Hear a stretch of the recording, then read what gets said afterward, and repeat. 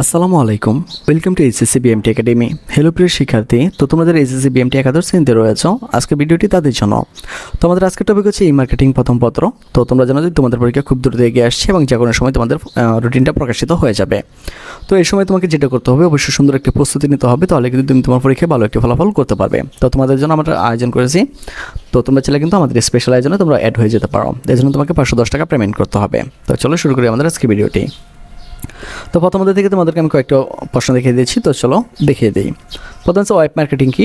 উত্তর হচ্ছে ওয়েবসাইটকে প্ল্যাটফর্ম হিসেবে ব্যবহার করে যখন কোনো পণ্য বা সেবার প্রচারণা চালানো হয় বা ক্রয় বিক্রয় করা হয় কিংবা কোনো সাইটের মাধ্যমে সম্ভাব্য ক্রেতারা পণ্য সম্পর্কে জানতে পারে, তখন তাকে ওয়েব মার্কেটিং বলে। তো ওয়েব মার্কেটিংয়ের মাধ্যমে যা যা জানতে পারে তারা এটিও দেখিয়ে দিয়েছি তোমাদেরকে।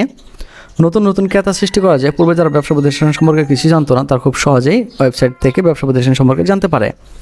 2 নম্বর হচ্ছে ক্রেতাদের পণ্য বা সেবা সম্পর্কে পূর্ণাঙ্গ গাইডলাইন প্রদান করা যায়। 3 নম্বর হচ্ছে ক্রেতাদের মধ্যে কোম্পানির প্রতি বিশ্বাসযোগ্যতা বাড়ে। 4 নম্বর হচ্ছে ক্রেতাদের মতামত, পছন্দ ও অপছন্দ সম্পর্কে ধারণা পাওয়া যায়। 2 নম্বর হচ্ছে কাস্টমাইজেশন কি, মার্কেটিংয়ের গুরুত্ব লিখতে হবে। সাধারণত বিশেষ কারণে ক্রেতার ফরমাইশ অনুযায়ী পণ্য তৈরি করা এবং সরবরাহ করার প্রক্রিয়াকে ক্রেতা কেন্দ্রিকতা বা কাস্টমাইজেশন বলা হয়। ব্যাপক অর্থে ক্রেতা কেন্দ্রিকতা বলতে প্রত্যেক ক্রেতার উপযোগী করে পণ্য বা সেবাকে প্রস্তুত করা, উৎপাদনের পর ক্রেতার পছন্দ ও চাহিদার কথা বুঝে বাজারজাতকরণ, কর্মকাণ্ড পরিচালনা করাকে ক্রেতা কেন্দ্রিকতা বা কাস্টমাইজেশন বলা হয়। উদাহরণস্বরূপ বিএমডব্লিউ জার্মানির একটি মোটরযান নির্মাতা প্রতিষ্ঠান, যা বিলাসবহুল ও অত্যন্ত আকর্ষণীয় গাড়ি, মোটরসাইকেল ইত্যাদি তার ক্রেতার পছন্দ ও রুচি অনুযায়ী প্রস্তুত করে থাকে।